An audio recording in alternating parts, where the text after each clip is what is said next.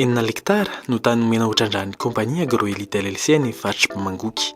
Na dia mbola avy eo amin'ny dingan'ny andra ary ny tetikasa dia maro ireo fanontaniana mipetraka mahakasika azy ity. Eo ohatra ny amin'ireo mponina izay mipetraka amin'ny faritra voakasiky ny tetikasa. Ho atao aiza izy ireo, ho alaina amin'ny venitany raha ny fanazavana nomen'ny ministra ny fambolena ny fiompiana Arinjony Lucien Ranavelo dia misy fifampiresahana amponina toerana amin'izao fotoana izao. Io anetsy hoe tany anankiray bambaray dia refesina hoe rectangulaire de 60 000 hectares dia izay ao anatiny ao dia ao tsy izay io fa fantatra fa mety misy efa misy tsy hoe mety misy fantatra fa misy olona na dia ataontsika mbola ambany ara ny densité de population misy tanàna ny tsy miditra ny fananan'olona kosany zay zany tena mazava zay hoe tsisy hoe ahiliky ity na ahiliky izao raha toa arany voatery no lafiny ara-teknika hoe misy an'izay dia tsy maintsy fanarahana amin'ny olona ny satria tsika mandala n'ilay kolotsaina malagasy misy zavatra tsy azontsika etikevitra ajain'ny gouvernement, ajain'ny teknisianina, ajaintsika izany zavatra izany. Ary mitohy hatrany zany ny fampahafantarana any toerana miaraka amin'ny olom-boafidy, miaraka amin'ny ray aman-dreny any toerana mahakasika anazy io. Mampiahiahin'ny maro ihany koa ny fomba nanomezana ity faritra goavana ny orinasa Agroelite LLC. Voalaza ary teto fa tsy appel d'offre ny natao fa kosa fampisehoana ireo faritra ho hazariana ho an'ireo mpiara-miombinatoka maro atao aoriana ny fanadidina no nisafidianan'ny fanjakana ireo izay ana bevoa ny toerana.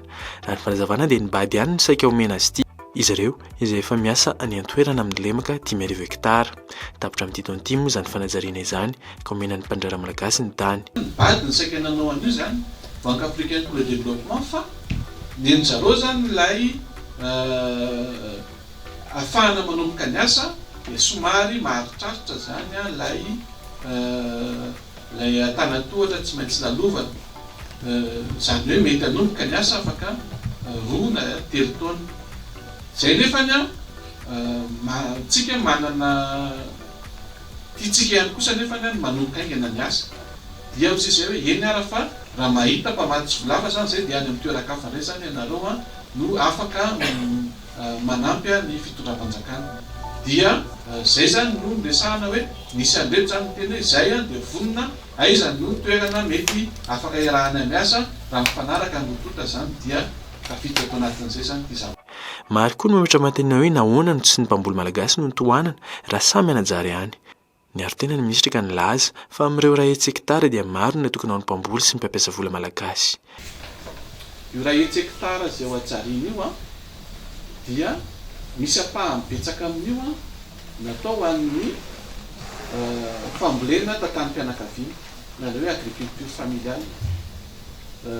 Misy natao najariana natao andraisana ny mpandrara eto toerana na tanora io na nahita fianarana nianatra manokana fambolena sy ny fiompiana na ihany koa mety misy mpandrara zay tia ampiasa amin'ny volana ao izany misehatra ny famokarana izany satria be dia be ny olona miteny hoe inona zany ny ataonareo amin'ilay petit producteur, inona ny ataon'ny fanjakana fa ohatra ny manome tombon-dany be loatra ny sehatra tsy miankina amin'ny fanjakana. Tsy marina zany averiko amintsika fa tsy marina fa tena miasa ho an'ny famokarana tantanim-pianakaviana ny ministera ny fanjakana ary nametraka paikady mazava amin'izany araka ny toromarika avy amin'ny front république mba hanampiana azy ireo. Ankoatr'ireo dia mbola tsy tena hita soratra tsara ny fifanarahan-drotota. Ny fantatra hatreto dia ny fanjakana malagasy no miantoka ny tany ary ireo mpandrara arabo no hitondra ny vola sy ny fitaovana ary ny fahaiza-manao enti-mamokatra. Raha ny vokatra indray dia amidy tanteraka ao an'i Madagasikara izany. Ny ambava kosa dia mbola tsy tena mazava ny anaovana azy.